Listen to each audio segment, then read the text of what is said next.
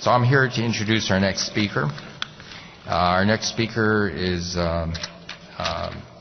someone who's been one of the earliest and most ardent supporters of ARPA-E from the beginning.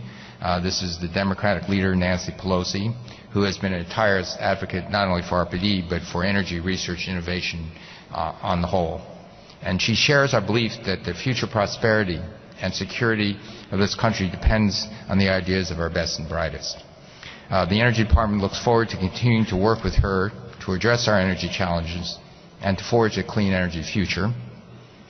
Democratic leader Pelosi has dedicated life to public service, serving the 8th District of California. She was the first woman to become Speaker of the House, the highest-ranking female politician in American history.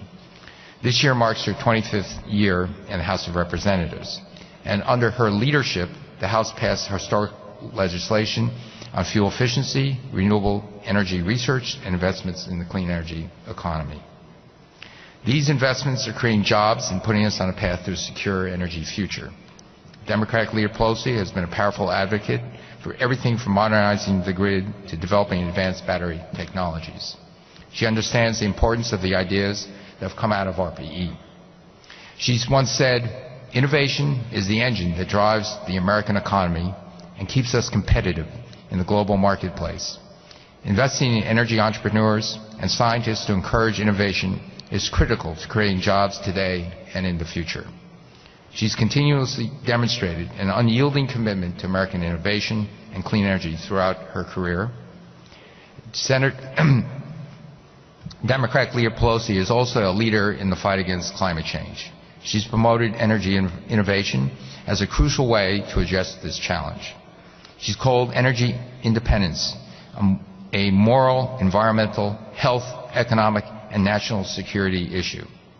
She's also helped lead Congress in passing landmark health insurance reform, college aid investments, small business, and veteran initiatives. She's been a powerful voice for civil rights and human rights around the world. So we're fortunate to have her here today with us. Ladies and gentlemen, please join me in welcoming Democratic leader Pelosi.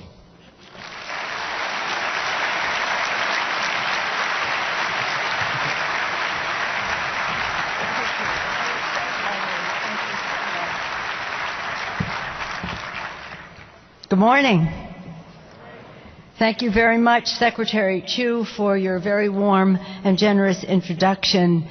More importantly, thank you for your great leadership in the fight for a clean energy future and for your lifetime of work in the public, private, and academic sectors to advance the cause of scientific achievement and technological innovation here and around the world. And it's an honor to be here with my former colleague, the former chair of the Science and Technology Committee, Bart Gordon. Bart Gordon, thank you for being here, who never stopped keeping science and innovation at the top of the agenda for us as Democrats, for the entire Congress in a bipartisan way, and for our nation.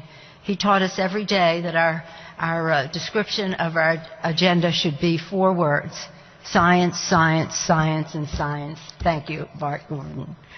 Now I want to thank the first ever director of ARPA-E, Aram Mujumdar, who came from Lawrence Livermore, Berkeley, to take pride in that, from California, from the National Laboratory there, for his work and for his ongoing commitment to the cause of energy innovation. Thank you, Aram. I want to recognize all of you, all of the participants from my home state of California. Are there many Californians here? And all of the leaders, the venture capitalists, all the leaders in small business, manufacturing, academic world, and government focused on high-tech and clean technology and clean energy. Your presence here today is a tribute to a basic truth that we all know. ARPA-E can only succeed with a strong partnership between the public and private sectors. This has been true for so many successful initiatives in our nation. Just to put us back in time, and I heard the Secretary reference the moonshot, but part of our inspiration for our innovation agenda in the House, of course, came more than 50 years ago when we read, I saw it. For some of you, it may be history. For me, it was my youth, but it was either you read about it or you witnessed. President John F. Kennedy, he stood before a joint session of Congress and the American people to state his intent and our nation's commitment to land a man on the moon and return him safely to Earth within 10 years. He declared that moment a time to take longer strides, time for a great new American enterprise. He knew, he said, that we possess all of the resources and talents necessary to meet the goal. All we required would be bold leadership and a clear vision and a will to act. Hearing the inspiring words of the President, Americans responded, lived up to the call, and saw 4 astronauts set foot on the surface of the moon before the decade was out. Yet as Americans rallied around this cause, we knew it was about more than a single mission to the moon. It was about a renewed commitment to innovation in science and technology. It was about strengthening our economy by expanding new initiatives and investing in research. It was about turning the ideas of students, the ideas of scientists, engineers, and entrepreneurs into results that reached beyond the space program, creating jobs, bolstering our national security, and forming the foundation of modern communications, computer chips, and the Internet. It is about fulfilling a promise of innovation that would form the backbone of our progress as a people and our prospects as a nation. Following in this same tradition today is another great American enterprise, ARPA-E, which we are all here to celebrate, a key component of keeping America #1 in clean energy research and innovation. The history of ARPA-E, as many of you know, began with, I remember when Norm Augustine came and testified about rising above the gathering storm, and Secretary Chu was part of that enterprise as well. Springing from that, we created our Democratic Innovation Agenda, hoping to make it bipartisan as it became. A commitment to competitiveness to keep America #1,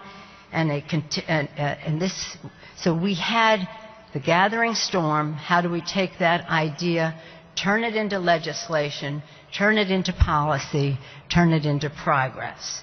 Well, our first step was with our Innovation Agenda, and then it continued in the House of Representatives, where the Innovation Agenda was the cornerstone of our economic growth. This was legislated in the Americans Competes Act, a bold step to expand cutting-edge research, modernizing manufacturing — I know there are manufacturers here today — educate students in the STEM fields, and increase opportunity.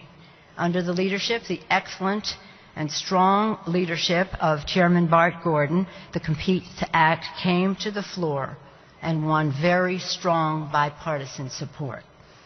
In passing this legislation, we laid the foundation for new industries that provide good jobs for our workers, that open new markets for American products, that ensure we continue to rise above the gathering storm.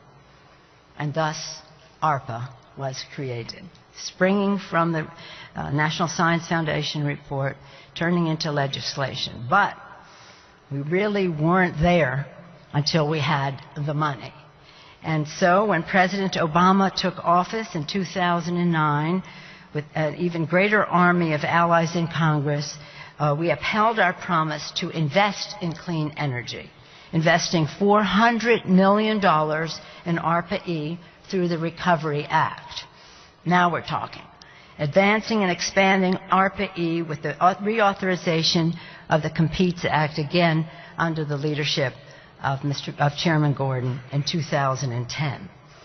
Last year, House and Senate Democrats fought successfully to increase funding for ARPA-E to ensure that we have the resources we need to compete in high-tech and clean energy. Today, our investments in renewable and alternative sources of energy pay off for the American people, translating into good-paying jobs, you know that, for our workers, around 75,000 jobs at least in wind power, over 100,000 jobs in solar power. To build on this progress for our economy, we must renew energy tax credits so that clean energy jobs stay competitive and renewable energy is made in America. I tell you about this background because we feel very, not only proud of it, but a sense of responsibility to it.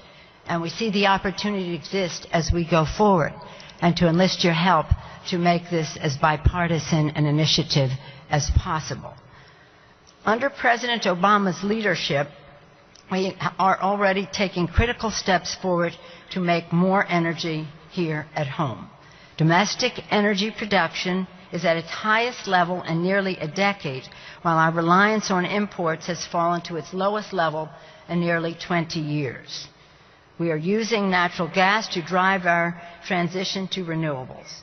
It is important to note, and you've heard this in other fora, I'm sure, and some of it from the President's State of the Union, some from his speech last week. It's important to note that we have quadrupled the number of oil rigs operating in the United States, 4 times more than 3 years ago when President Obama took office. There are more oil and gas rigs in the United States than the rest of the world combined. Again, I mention this because it's important to note as we focus on the new technologies and the rest, it is not to say, and the President has said, we're for all of the above, for us to have a strong energy future. Some of it is we will transition from when we have all the rest of it in place. But no one is neglecting the energy needs of the American people. And I think the American people deserve a great deal of credit because they have contributed to the success of our reducing our dependence on foreign oil through their conservation measures. But more must be done because energy is a central issue for our economy, for our national security, for manufacturing, and for innovation. In his State of the Union address, President Obama reminded us that innovation is what makes America what America has always been about. Let me repeat that. Innovation is what America has always been about. The President called for an agenda that builds on initiatives like ARPA-E and stated clearly that nowhere is the promise of innovation greater than in American-made energy. And he promised to double down on a clean energy industry that never has been more promising. I think many of you know all of that. I want you all to know how seriously we take the challenge that the President is putting forth. Secretary Chu is already fulfilling this commitment, echoing the moonshot with his own sunshot, an initiative to dramatically cut the cost of solar energy by the end of the decade. Thank you for your leadership again, Secretary Chu. ARPA-E is central to our effort to make it in America. The cost of energy as a factor of production is a big one, and to the extent that we can reduce those costs, of course, we make our products more competitive. And so the ARPA-E ensures that we restore our manufacturing, industrial, and technological base so all workers and all families can make it in America. Our distinguished minority, or let me say Democratic whip, Mr. Hoyer, is constantly saying, make it in America, meaning if we manufacture it here, families can make it in America. Central to that is the cost of energy. For American products to be competitive globally, you know that we must lower the cost of energy. American energy equals American jobs. We are fulfilling the promise that Democrats and we hope Republicans will join us nationwide to reignite the American dream, sort of an energy idea, building the pillars that have always made our economy strong: small businesses, entrepreneurs, and an all-inclusive and thriving middle class. We will build ladders of opportunity for anyone willing to work hard, take responsibility, and play by the rules, so everyone can succeed. so that everyone can make it in America. Back to President Kennedy, where this began, my youth, history to you. President Kennedy understood this basic commitment when he implored us to take longer strides. He knew this when he went to Rice University in 1962, when he famously said, "The vows of this nation can be fulfilled only if we are first, and therefore we intend to be first. Our leadership in science and industry, our hopes for peace and security, our obligations to ourselves as well as others, all require us to make this effort. ARPA-E advances this effort. ARPA-E is about being first in science and technology, in clean energy, and therefore clean air, in good-paying jobs and industries of tomorrow. It is about recognizing another fundamental truth. When America's best minds come together to innovate and put science at the top of the agenda, nothing can stand in the way of America's success. In ARPA-E, our tradition continues, and we remain dedicated to the investments that keep our country strong, that get our economy moving, that secure our place of national leadership across the globe. That is our commitment to you. Thank you all for the role that you play to keep America number one. Thank you all.